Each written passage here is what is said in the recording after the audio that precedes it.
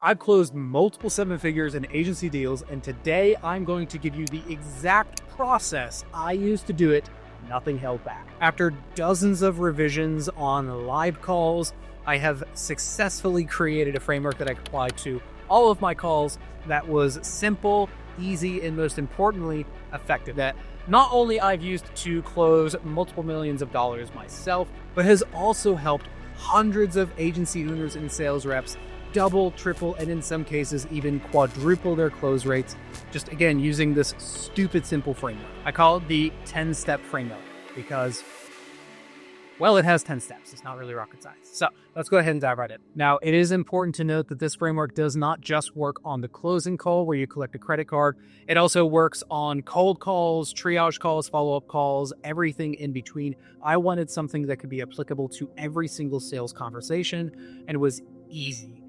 Again, I wanted something that I could use. Now, for today, I'm going to be speaking primarily to the closing context of this 10-step framework, and then I'll include pieces of how it would relate in a cold call or a follow-up context, things like that. But if you want me to make more videos that are specific to the cold call or the triage call process or the follow-up calls using the 10-step framework, then just drop it in the comments. If there's enough demand, I will make more videos going over that part of the process. So let's rock. Obviously, with it being the 10-step framework, there are only 10 steps that you have to follow to make this framework effective. So I'll give you a high-level overview of what each of the 10 steps are, and then we'll chunk down on each of the steps in particular. So let's start off with the 4 main phases of the sales call.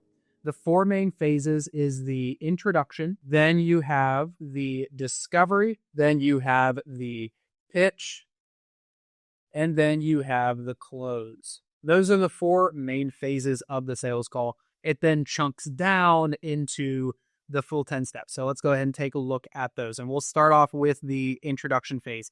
This breaks up into 2 steps.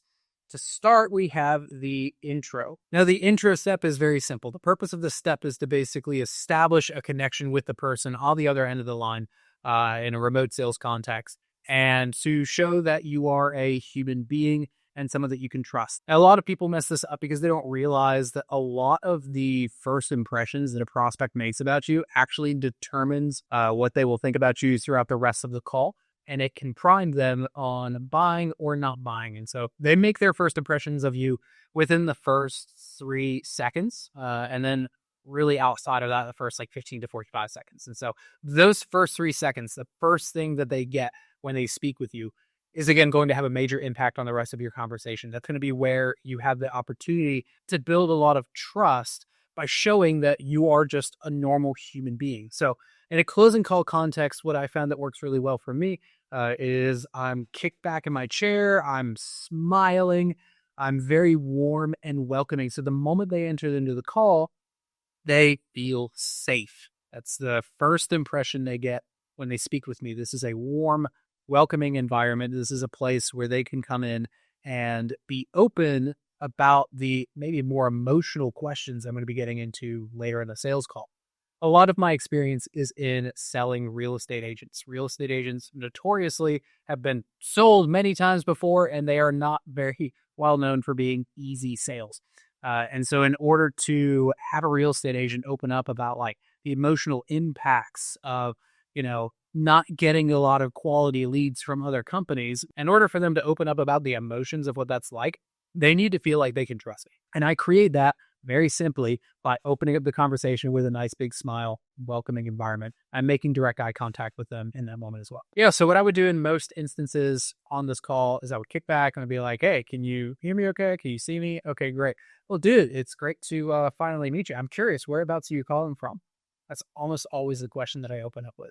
And then whatever they say, I just find some way to relate or connect to that thing. I travel a lot. So let's say, for example, they're like, oh, I'm based out in Virginia. It's like, oh, well, I actually went to college out in Virginia. That's crazy. Or let's say they're based out of Texas. Like, dude, what part of Texas? Oh, I'm in Lubbock. Oh, I've got a friend that lives in Lubbock. Like, whatever it is, right? Like, I'm going to find some way to connect to what it is that they're saying and show that I'm human, right? The key part of this, though, is that you don't want it to go on too long. You want this part of the sales call on a closing call to be 45 seconds or less.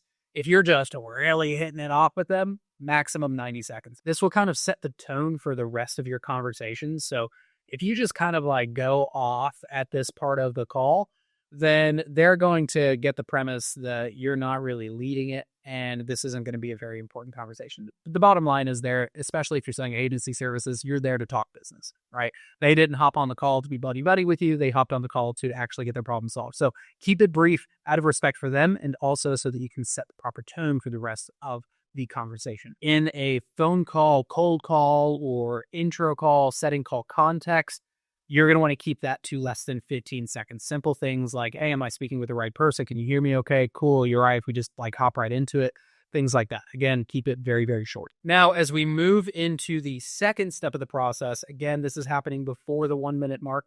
This is the frame. Now, in the frame part of the sales call, what you are doing is you are setting the agenda for the rest of the conversation, and you are getting buy-in from the prospect on that agenda.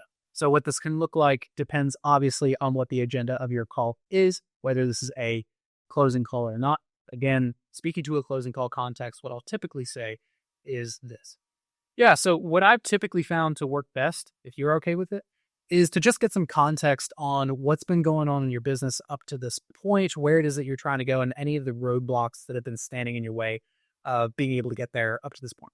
And then if I feel that there's some way that we can help, if there's some sort of alignment, then I'd be happy to walk you through those details and we actually get rocking on that. But if not, I'll be the first one to tell you, and I'll point you in a different direction.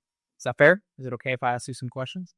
And so what I did there was, and you can reword it to however you want. If you use the exact same frame that I'm saying, and a prospect's like heard it 10,000 times before, then it's not going to work. Obviously, as this video goes out, a lot of people will see this content.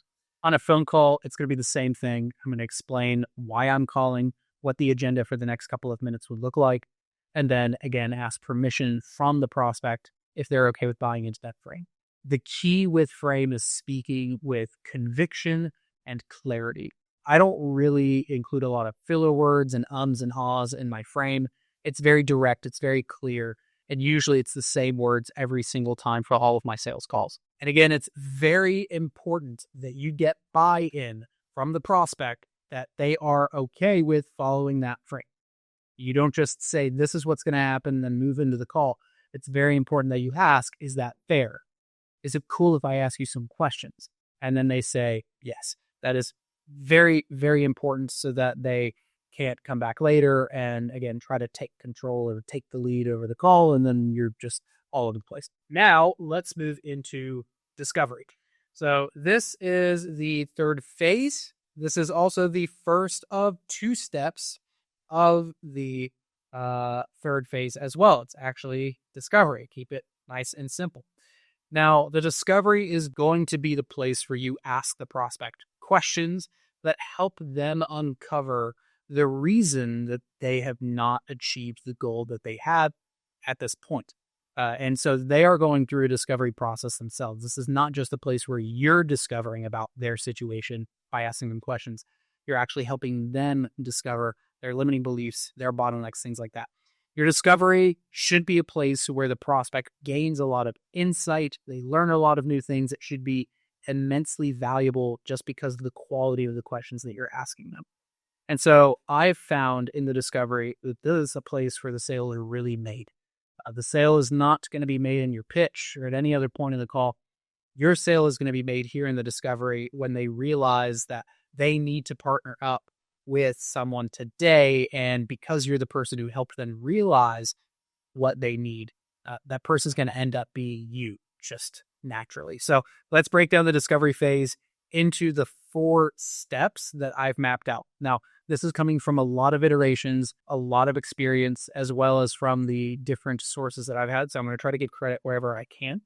But I found that in discovery, you break it down into 4 simple phases. Phase 1 is hell. Phase 2 is bridges. Phase 3 is heaven. And phase 4 is fuel. Look at that beautiful N right there on heaven. That's incredible. So we're going to go ahead and clean that up. So hell, bridges, heaven, fuel. Let's break this down piece by piece.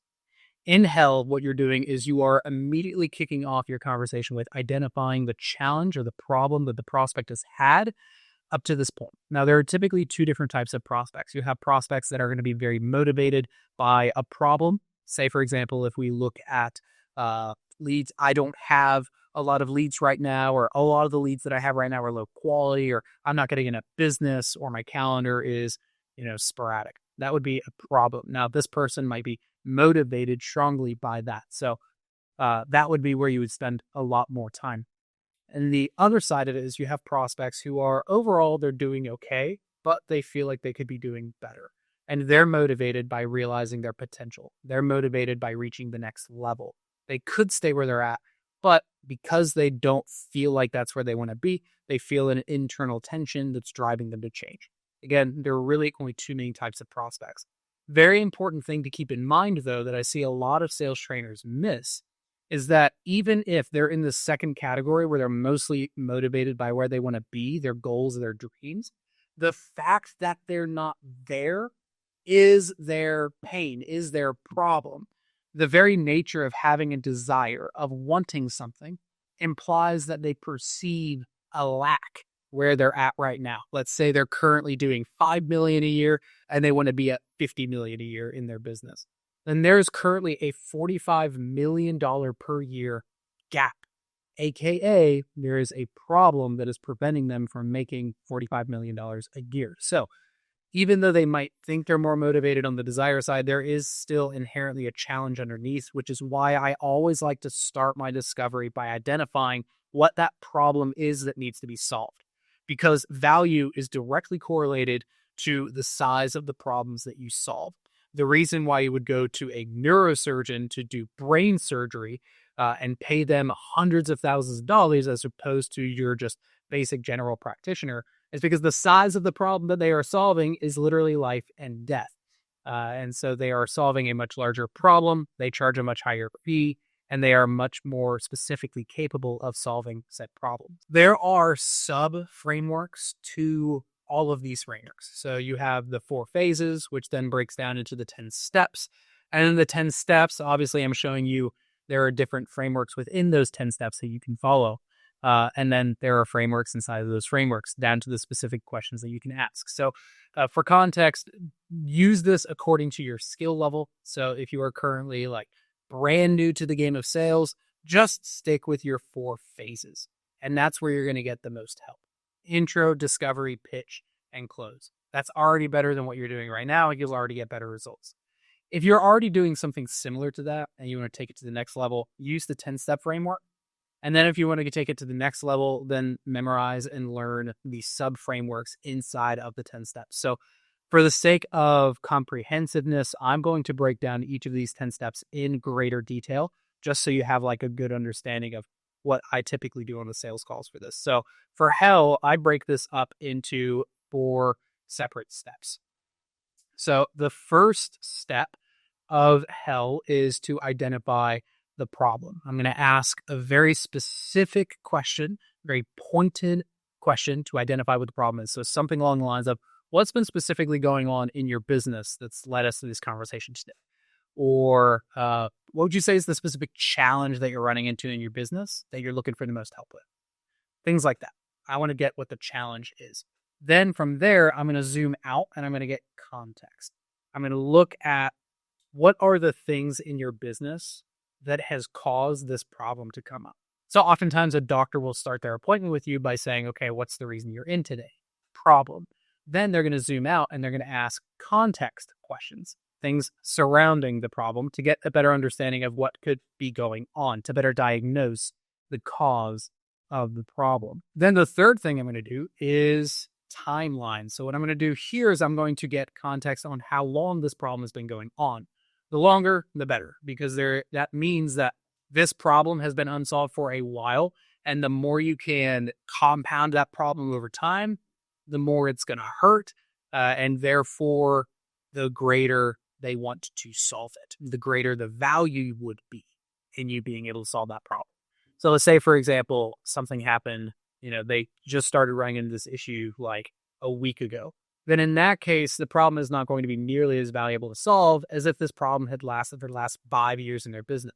If you're able to solve a problem that's lasted 5 freaking years, then you're insanely valuable to that person. So in this context, we're going to get an idea of the timeline, how long this problem has existed. It's very easy to find that out. Just ask, when did this start?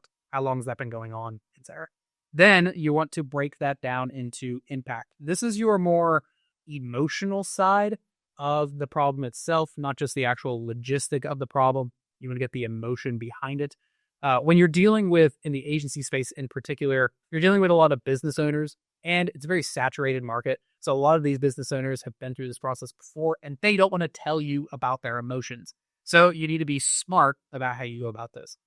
The bottom line is someone's emotions are the reason they make decisions. That is the thing that drives decision-making. Science has proven this over and over again, that people make decisions with emotion and then justify it with logic after their gut has already made the decision. Here, what we're doing is we're actually speaking to that limbic system that's going to drive the decision-making process. And when I say impact, I am not just saying, how does that make you feel?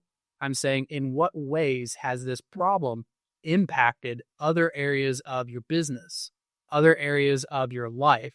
What has that prevented you from being able to do up to this point? What has that cost you? Financially, time-wise, energy-wise, whatever it may be. We, again, want to get as clear of a picture of the impact that this problem has caused. Again, the greater the impact, the greater the value you have in being able to solve it. If you guys want me to make another video on how to navigate this part of the sales call, again, drop it in the comments.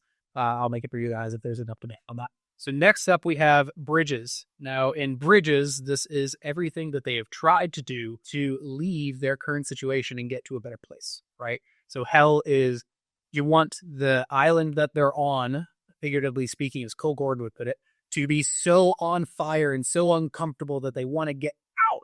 They want to change their current situation. Bridges is all the things that they've tried to get off of that island. And most importantly, why they have not worked up to this point. Because if they worked, then they would just go back and do that again, or they wouldn't be in this situation. This breaks into a couple of different pieces. So first off, I'm going to look at their past bridges, the things that they tried in the past to solve this problem, and then why they didn't work. So we're going to build the bridge and then burn the bridge. So again, what have you tried in the past to solve this problem? Oh, I've tried XYZ. Okay, I'm curious. What's the reason that didn't work out? Or what's the reason that didn't get you the results that you wanted? What's the reason you're not still doing that? That's going to give me the reason why they can't go back to it. Notice this will prevent the objection at the end of the call of, well, let me go back and try this other thing. Because they're already telling you right now that that's not going to solve the problem. After we look at the past bridges, then we're going to look at the current bridges. I have not seen any sales trainer so far, maybe it's just because I'm living under a rock, teach this part. If you and I were not to move forward at the end of this call, then what would you try? What else could you do to solve your problem? Here's the key, is that you want to ask the reason they have not been doing that up to this point. And if, let's say right now they are doing it and they're like, well, I could just double down on this thing. You're like, okay, well, I'm curious. What's the reason you didn't just choose to double down and rather you're here having the conversation with me? You could also ask, how confident are you, scale of 1 to 10, that that path is going to be able to get you where you want to be? What I'm doing here is I'm establishing doubt in all of their alternative methods of solving the problem. You want to be as comprehensive as possible. Every single thing they bring up, burn that bridge down, ask why they haven't done it up to this point or why they're not still doing it, and then ask, what else? You want to be as comprehensive as possible. I put this part of my sales process into my discovery after I was tired of getting, well, let me try it on my own, or let me try this company, or let me go do that instead. And so I was like, well, let me just go ahead and clear out all of that stuff in my discovery so I don't have to face that objection at the end of the call. This is the best way that I found to do it. And it's most logically put after hell. Emotionally, after bridges, we want them to kind of feel this place of desperation. Like, shoot, there is no other option to solve my problem. I really hate my current situation, feels like hell, and there are no other bridges to get me where I want to be. So literally imagine it like this. So let's say, for example, they're over here. This is where they're currently at, their hell. and then this is where they want to be. This is their heaven. So what you want to do is you want to see all of the potential bridges that they have to get to their other side that isn't working with you, and then just simply burn them all to the ground, right? Because if there is no other path, they have to go with you, and they will go with you. If there's even one other potential in the back of their mind that could get them to the other side, they're going to choose to take that path rather than work with you, because the discomfort of making a decision to purchase from you on that call is just going to be too great. And so they'll see, oh, I have a really easy way out. Instead of me making a decision to change my life today, I could just go try this other thing. So again, very important that we burn all of the bridges. Next up, we have heaven. And in heaven, what we're doing is we are painting the ideal scenario, the goal, the place where they want to be. And you want this to be so vivid, so specific, and so in-depth that they literally imagine, like, let's say they want to go travel to Fiji. They better feel the warmth of their toes in the sand on the beaches of Fiji. And so, like, again, the more specific, the more vivid, the better. I'll walk through my framework of how I set up heaven and then a few different tips that I've used to get people to imagine more when they're on a sales call with me. And so the first thing that we're going to do is we're going to get the specific logical goal. This is in an agency context, how much revenue they want to make, how much revenue they want to save, how much time they want to save, whatever it is that you are selling. What is their specific goal on a specific time frame? It cannot be, I want to make more money. That's not real. That's not specific. It needs to be, I'm currently at 5 million a year and I want to get to 50 million a year by the end of next year, whatever it is. So again, it needs to be a very specific number that is concrete and tangible that you can then expound from that and get a bigger sense of their emotional dream. Again, everyone makes decisions based on emotion. The emotional decision-making looks like they want to get away from negative emotions and move towards positive emotions. So that's what drives all of human decision-making. It's called the integral emotion in any sort of a decision, is what is the emotion that they are trying to get towards or away from. And so usually people have both. So take, for example, there was a study on rats, on mice, one of the two, I don't know. And what they did was they put the mice in a little cage with a tension string onto its tail to measure the force with which the mouse ran. And they started with opening up the front gate of this little compartment that the mouse was in and wafting in the smell of cheese.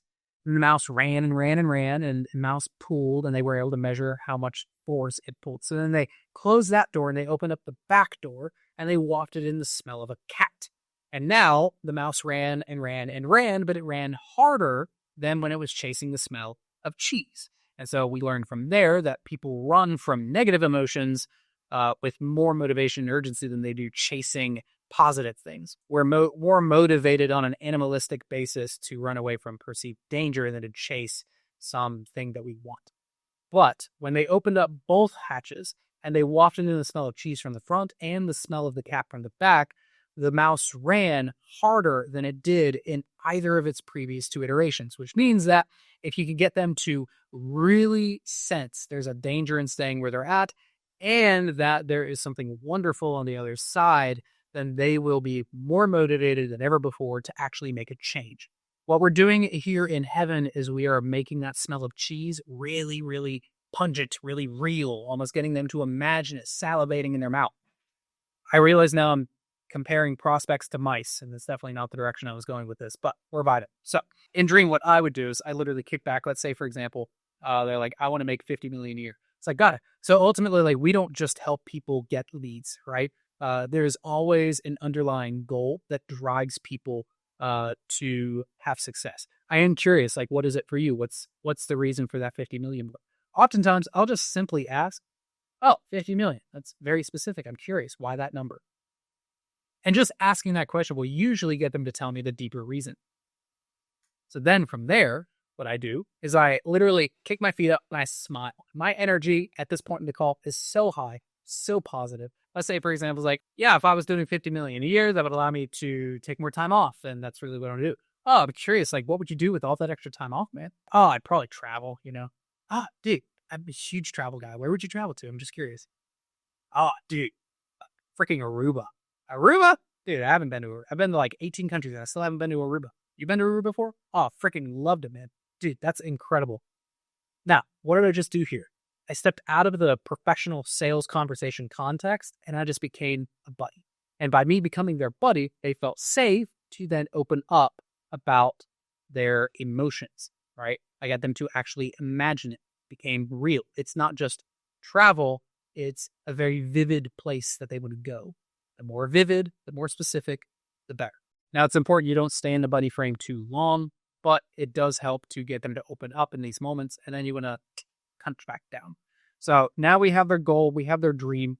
I've started adding over the last couple of years this third piece, which is what they want in a company in order to feel confident that they would actually be able to get that thing. So after selling hundreds and hundreds and hundreds of real estate agents, I realized, man, they all like are giving the same trust objections at the end of the call. Well, let me address that in my discovery. And so if they're, let's say, for example, they want to get X number of leads, they want their points, whatever it is, what would you need in a company in order to feel confident that they would be able to help you get to dream goal?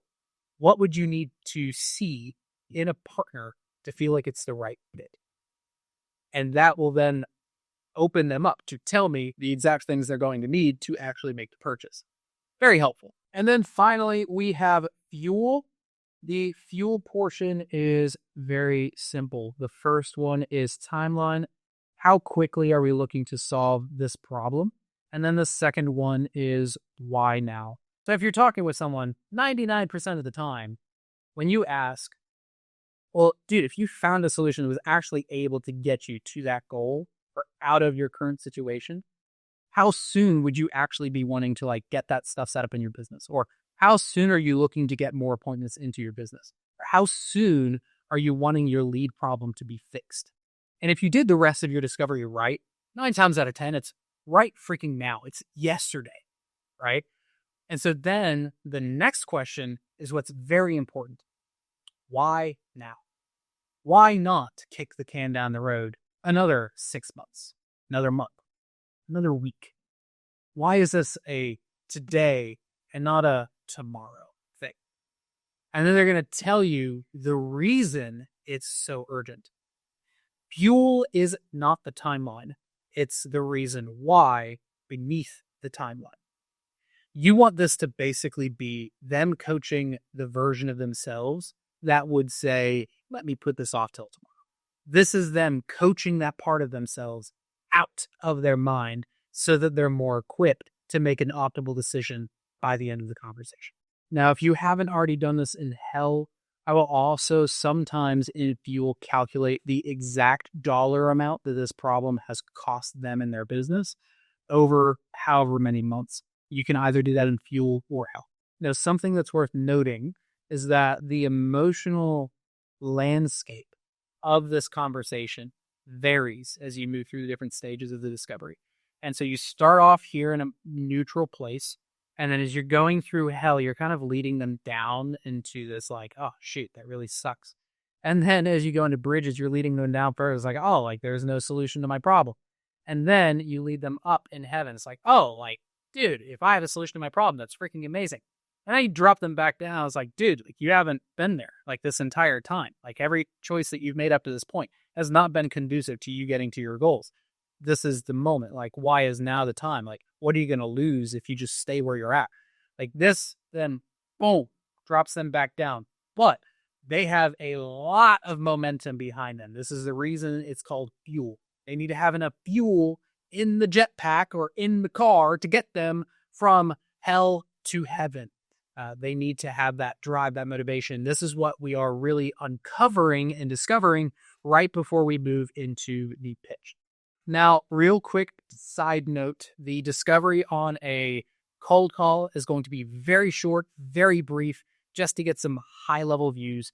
On a triage call or a setting call, if you're setting up an appointment to close them on a Zoom or whatever it is, then in this discovery, you're basically going to identify what are the things that motivate them, but you're not going to dig too deep into those things. Think of it like finding gold buried underground. You're going to go to where like, oh, I can tell that there's like something underneath this. I ain't going to do X marks the spot. And so, say, for example, in fuel, rather than going really deep into the why now or any of that stuff, you're just going to be like, what's your timeline for making a decision? What is it that's driving you to make a decision now? What's your timeline for fixing this problem? And just identify like, okay, like, is it on a short basis? If so, go ahead and book the appointment. Say, for example, in hell, it's like, what's the problem you're facing? How long's that been going on? And what's some context, and then you just, kind of move on from there. So you're not going to go like super deep on that intro call. That then allows you on the closing call to circle back to those topics. If you're the same one that set the call, you can circle back to those topics and go deeper there. It gives you a good reason to go deeper. So now let's take a look at number 4. This is still technically in the discovery phase of the call. This is label. In label, what we're doing is we're basically taking everything they told us in discovery and retelling your story back to them in a clear and concise manner that makes it very obvious that buying from you is the thing that they want to do. This does multiple things. It helps them feel understood. A prospect will be much more likely to buy from you if they feel like you understand their problem better than they do. So it allows you to show understanding. It also kind of takes all the mumbo jumbo that they just handed you and makes it in a really concise form where the decision to purchase becomes very obvious. So here's an example. Okay, so what I'm hearing from you, and correct me if I'm wrong, is you are currently at 5 million a year and you want to get to 50 million a year, but you haven't been able to because of XYZ problem. And if you were able to actually get there, you'd be able to do ABC.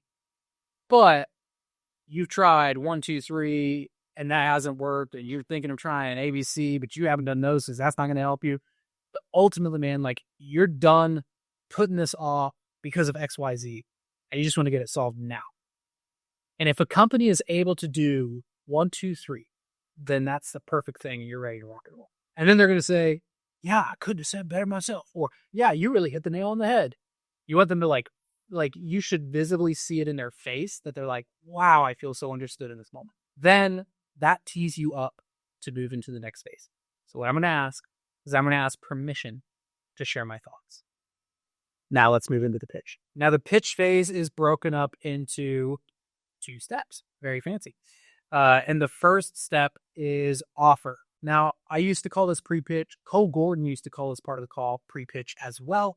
However, I no longer call it pre-pitch because it implies that you're there to pitch them a service, and it's very one side versus the other. It's, I'm here to pitch you a solution, and you get the choice of yes or no, I should do this. But instead, I frame this as offer followed by consultation. And so it creates a much more collaborative, consultative frame, which then establishes me as the person offering this help as an expert. Like, I'm consulting them on what I think they should do. I'm on the same side of the table. There is no pitch, and there is no you making a decision on whether or not you should work with me. It's just a very obvious, this is what your business needs to do in order to grow. So right after I finish discovery, here in the offer step, what I'm going to do is 3 steps. It is called the PCL framework. Here in the PCL framework, the first thing we're going to do is ask permission to share our thoughts. Hey, Mr. Prospect, can I share my thoughts with you? Very easy. Next one is you're going to create certainty that you are able to solve that problem. Now, there are many different ways that you can do this. This varies depending on your niche, the offer that you're selling, whatever it is. For me personally, I've found that creating a sense of exclusivity around the people that we work with, saying, hey, we don't necessarily work with everyone. We're really looking for people that embody these characteristics, these mindsets, etc. And then after I create the sense of exclusivity, saying, hey, like, I 100% believe that you are that person. Here's why. Very important that you include the here's why. And you're not just saying, yeah, we can help you. It's, yeah, dude, we can help you because like every single thing you just said is exactly what we've solved for 50 other roofing companies just like you in the last 6 months. Whatever your reasoning is, it needs to be believable and it needs to drive up certainty. This is the part where they're like, oh, wow, this person really is able to solve my problem. oftentimes when I'm doing the certainty piece, I'm tying it to their mindset. I'm saying, hey, we're looking for people who have the right mindset set up for success. The people that take action, the people that aren't just looking around at the cheapest options, like they are really like specific on what it is that they're looking for, whatever it might be. And by me labeling them with all of the mindsets that are necessary for them to close, then they are going to own it in the last step, which is for me to lean out. Obviously, I painted this beautiful picture of who they are and them having all the mindsets that are necessary in order for them to buy. And then I'm going to lean out and say, but I could be wrong. I could have completely misread that. Maybe you're like just someone who likes to kick the can down the road and diddle daddle and wait and things like that. And they're going to lean in because I'm leaning out. They're going to be like, no, that's definitely not me. I 100% am that type of person. Now what they're doing is they're building up what's called consistency bias. This is the cognitive bias, and Sigmund Freud says is the strongest determining factor of human behavior, of who they believe they are, their identity. They're painting a picture of their identity. Now they're not going to want to take any sort of actions that go against their sense of identity. This is really powerful stuff that you guys are learning right now. And if used in the wrong context, it can really, really hurt people. So it's very important that whatever you are selling is actually ethically the right thing for them. So if you don't believe that you are the right fit to solve their problem, do not offer them. Don't offer them. The most helpful thing you can do is point them in a different direction. You don't have to create conviction if the conviction is naturally there, because this is actually true. So if you want to be in a community of other agency owners and sales reps that are rising to the level of integrity and redefining this space, I've created a free community called Agency World on School. And I've put the link down in the description and pinned it in the comments to make it really easy for you guys. There's weekly group coaching just like this and from other industry leaders teaching you how to scale your business, make more money in sales, and ultimately do it all without compromising your values. It's literally the exact blend between hard skills and ethics that I personally have not seen other sales trainers in the space doing, especially specifically for agency owners. So again, multiple different guest coaches, things like that, able to help you grow your business. If you'd like it, I've put the link in the description in the comments. Click it. Otherwise, let's dive right back into the consultation. So now there's a really high sense of certainty that you're able to solve their problem. And so then at that point, you lean out. They're like, oh yeah, 100%. Like, that's exactly who I am. Perfect. Well, that being said, dude, like I can walk you through what the process would look like to get you from current situation to desired situation. Is that something you want me to go through? And they're going to say, heck yes. Perfect. And then we go into consultation. In consultation, or otherwise called the pitch, what I'm doing is I'm going to take the exact steps that we would need to walk through in order to get them from where they're at to where they need to go. I'm going to break down each of those steps using a specific framework I like to call the U frame. Now, I did not entirely come up with this idea. I actually was inspired to do this from Cole Gordon. I think a lot of his sales training is great. I needed to make it very simple and visual in my mind because I really only do best with things that are like simple and easy to remember, especially in the sales calls context. So what you need to do is you need to take your program or service and find the distinct 2 to 4 pillars or different parts of your service delivery and separate them out. Then we're going to align it in the most logical order, step by step, of what would need to be solved first so the other thing can be handled. We're not going to pitch this in a way of, these are my 3 different pillars of my service. That type of sales is long gone. Instead, you're going to be consulting them on, first, we need to fix this.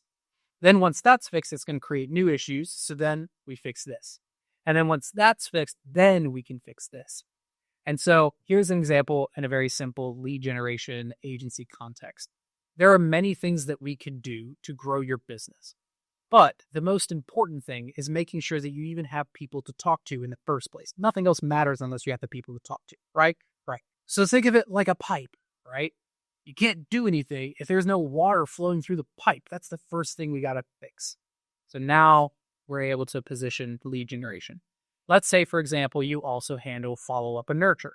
Now, as the pipe moves along and the water is going through, different parts can get stuck or clogged up with different gunk and junk and stuff.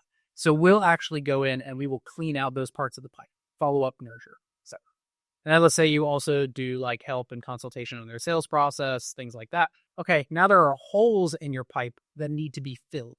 So what we're going to do is we're actually going to work with you on your sales process and fill those parts of the pipe. So you notice how it is step by step, it's consecutive rather than it being 3 separate parts of the program.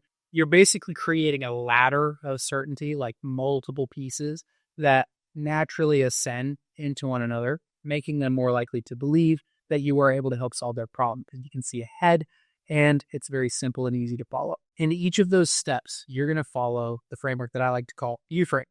Now, the U-frame looks like this. You're going to start off, let's say we're in step 1, right? The lead generation or whatever, it's the first piece of your program that needs to be solved in order for them to get where they want to be. This is going to be your logical problem that they told you, the emotional pain that problem is causing, what you do to fix it, how it is different than everything they've tried before, and why it's being different is what makes it so effective, the logical goal that it helps them to accomplish, and then the emotional ultimate purpose or dream, their long-term ultimate goal, that achieving their short-term goal would then allow them to accomplish. In practice, what this would look like is, remember how you mentioned to me that you didn't have anyone to talk to, your calendar was empty, and you tried cold calling and all these other different things to generate leads, but it wasn't converting, so you were wasting time, you were wasting money, you're just super frustrated. So what we're going to do to solve it is we're going to do hyper-local omni-channel marketing. And this is uniquely different from what any other agency out there is able to do. How it's different, because no other agency is able to do hyper-local ads within real estate. But by having hyper-local ads, you are then able to get higher quality leads, more consistent leads, because the ads are showing in the same area over and over again. And now that you have a steady flow of people to talk to, now you're able to close more deals, make more money, get to $50 million a year, etc. And so notice how short I kept that. I've now summarized this step into one tiny little piece. I can then let them ask me any questions they have by asking, does that make sense? What are your thoughts? What are your questions? You don't want to over-explain this sort of stuff. You want to keep it very brief, very simple, and again, communicate it with a lot of certainty and conviction. Following the simple U-frame framework for each of the steps in order, it allows you to hit all the core psychological drivers that influence decision-making. You're addressing specific to them, this isn't a canned pitch, their pain that they brought up, how it's affecting them, what you do, how it's different, and why it works in a very specific, tailored format to what they said so that they can get their specific goal and accomplish their specific dream.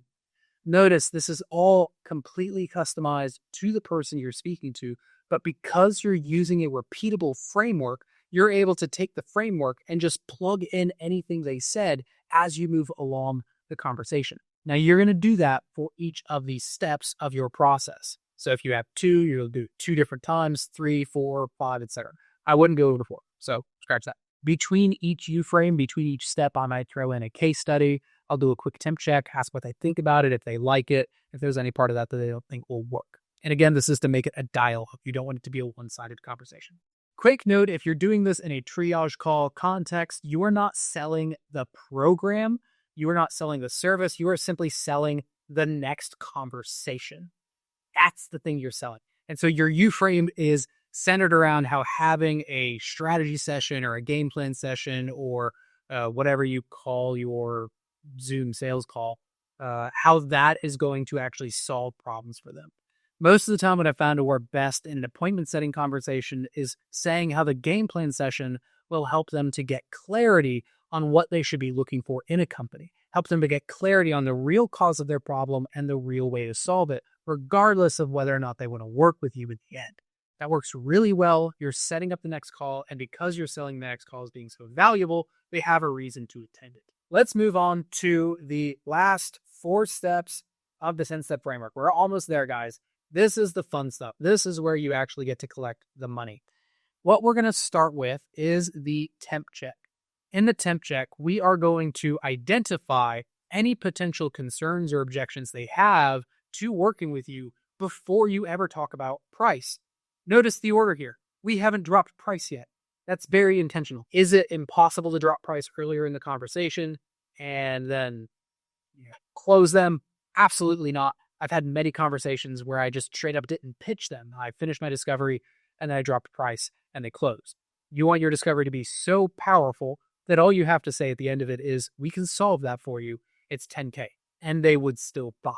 Now, I'm not teaching you that in this conversation. This is a boilerplate framework you can apply to any of your sales calls.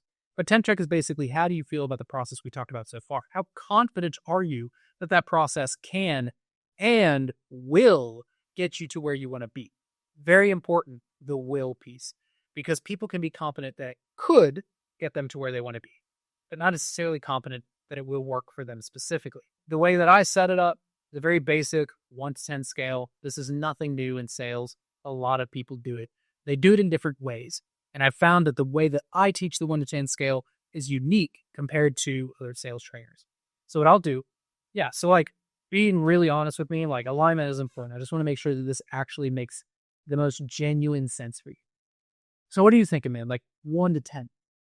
1 being, Aaron, even if this whole thing were free, I'd still never do it because I hate your face. And 10 being, I'm all in. This is exactly what I need. Let's freaking go. We just need to talk about the logistics of getting started. Where would you say you're at on that scale? Honestly. What I'm looking for here is an honest answer, not for them to say 10. Because if they tell you 10 and then there's actually some underlying resistance or concern there that you haven't picked up on, then that's going to pop up after you drop price, and it's much more difficult and complicated to work through in that state. So you would much rather get it before you drop price. So again, the right answer is the truth, not a 10. Whatever number they drop, you want to start off by finding out, why are they so confident?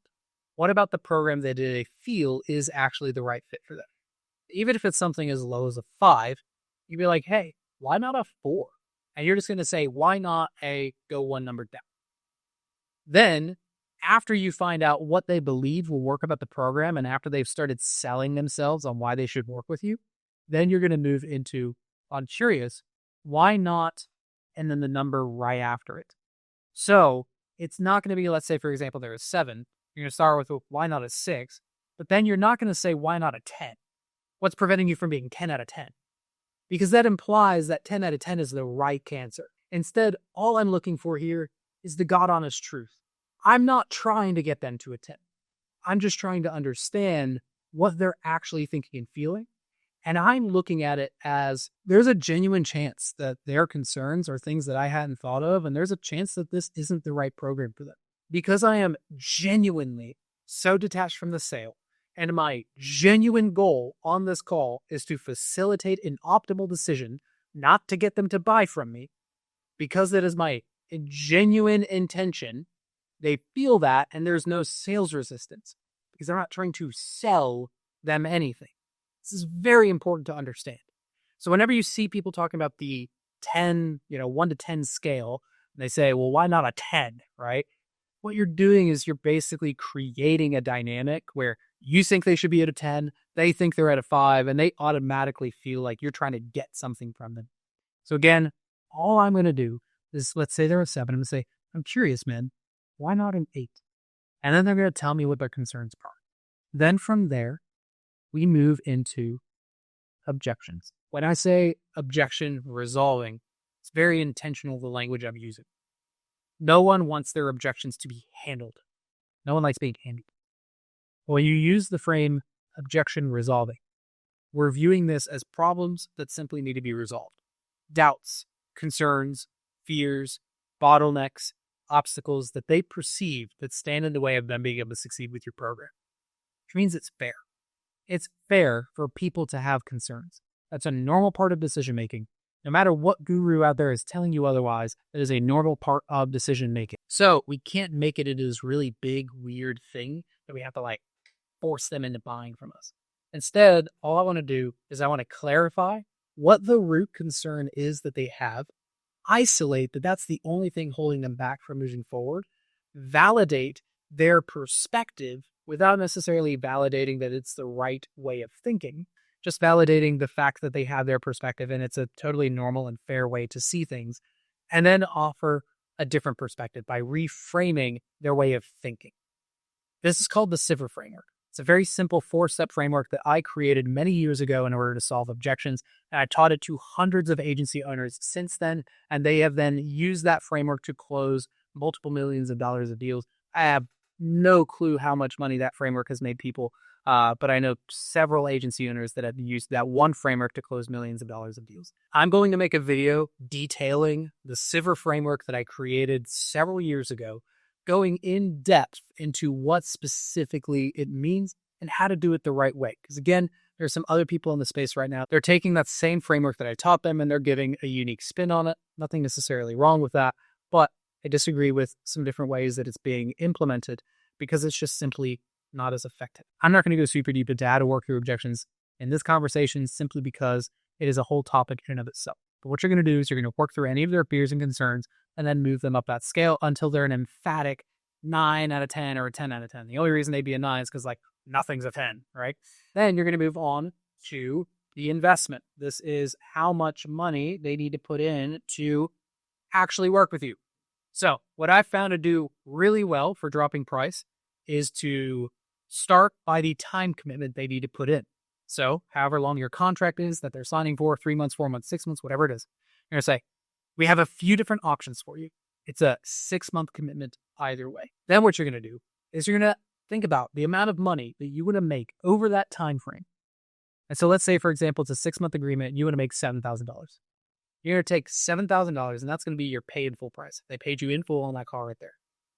Then you're going to divide that number by the number of months they're signing to work with you. So say 6 months. And then you're going to increase that number by between 40 to 50%. Find a number that feels clean. That's your monthly retainer price.